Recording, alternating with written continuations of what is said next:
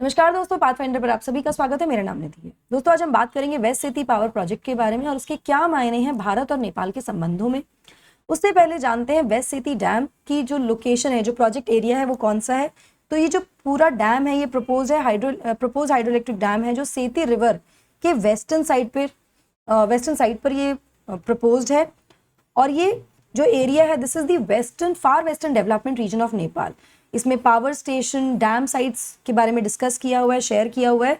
तो ये करनाली और सेती रिवर के कॉन्फ्लुएंस पर ये से थोड़ा दूर ये डैम साइट होगी या पावर स्टेशन होगा।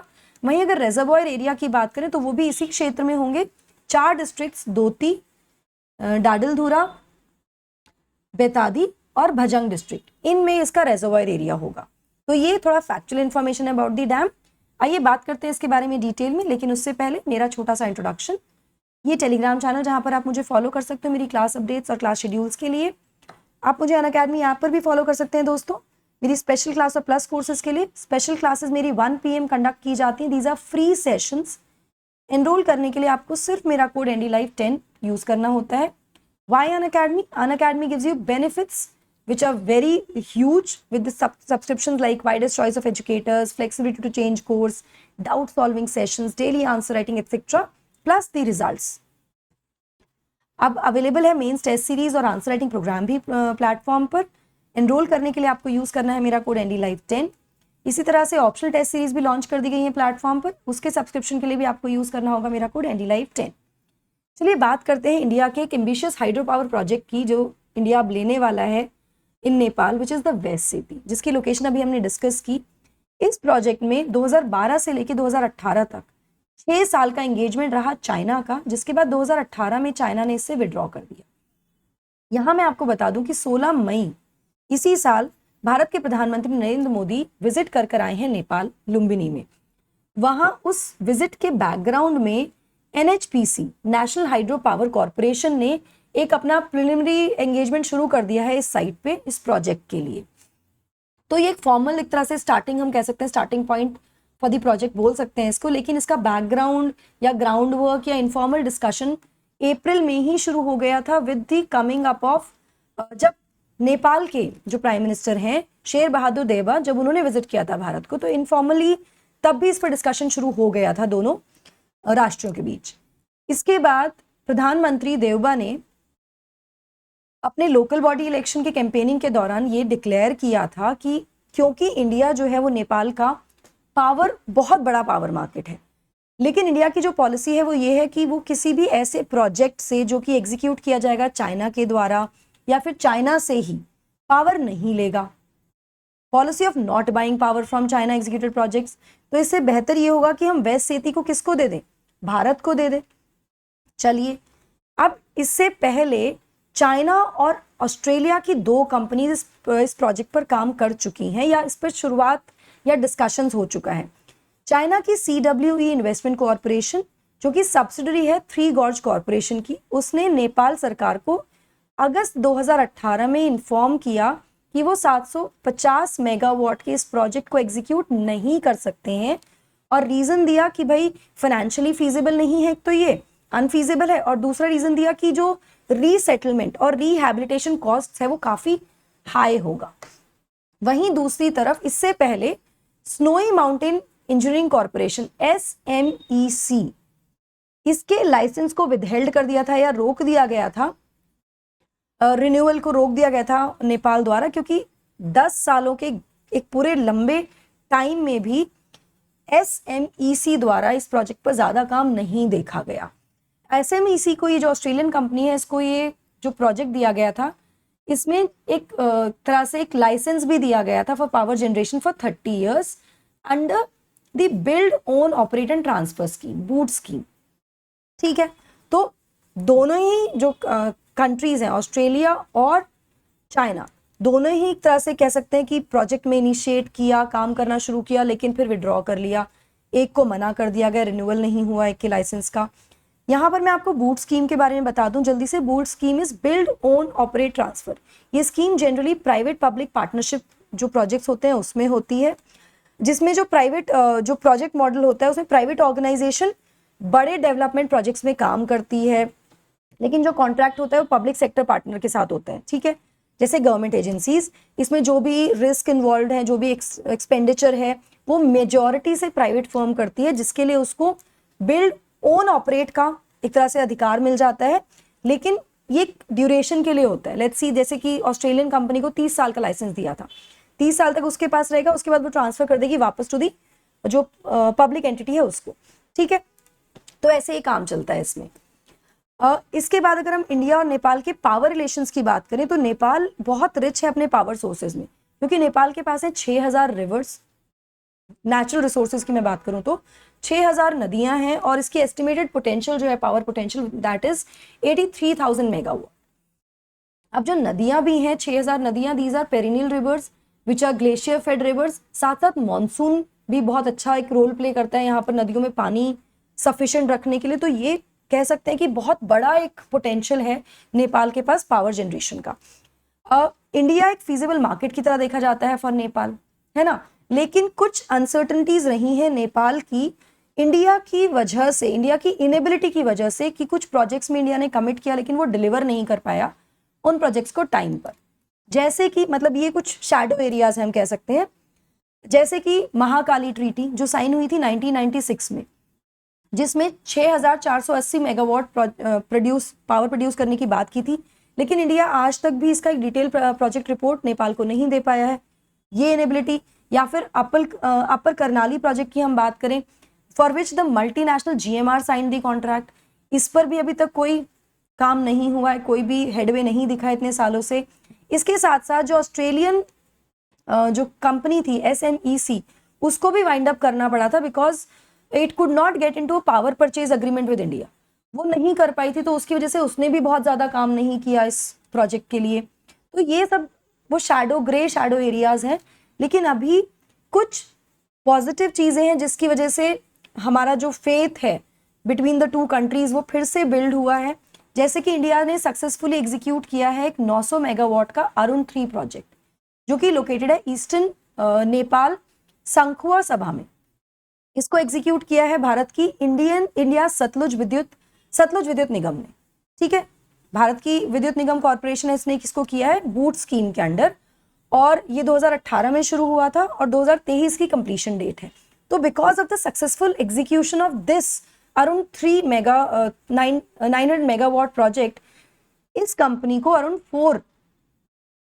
695 मेगावाट प्रोजेक्ट भी मिल गया है, वो भी इसको दे दिया गया एग्जीक्यूट करने के लिए। इसी को फॉलो करते हुए, मतलब इसी की वजह से it is followed by the decision to award west Seti to NHPC। इसी की वजह से अब NHPC को वेस्ट सेती देने की बात भी चल रही है। तो ये कह सकते हैं कि दी ग्रे क्लाउड्स थोड़े से अलग हो गए हैं, थोड़ा पॉजिटिव एक तरह से दिख रहा है भारत की एबिलिटीज को लेकर रिगार्डिंग द पावर जनरेशन या इस तरह के प्रोजेक्ट्स को एग्जीक्यूट करने के लिए।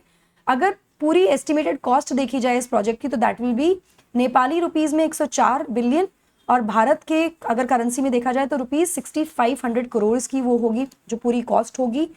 इसमें ये एनविसेज किया जा रहा है कि इट विल प्रोवाइड 31.9% इलेक्ट्रिसिटी जो फ्री दी जाएगी नेपाल को, ठीक है, इस प्रोजेक्ट के अंडर। साथ में जो भी लोकल्स हैं इस पूरे एरिया में, जो भी लोकल पॉपुलेशन है जो अफेक्ट होगी because of this project, they will be given a share of Nepalese rupees 10 million. उनको 10 मिलियन नेपाली रुपीस का शेयर दिया जाएगा, साथ में उनको 30 यूनिट बिजली हर महीने फ्री दी जाएगी इस प्रोजेक्ट के अंडर। ये प्रपोज किया जा रहा है, एस्टिमेट किया जा रहा है।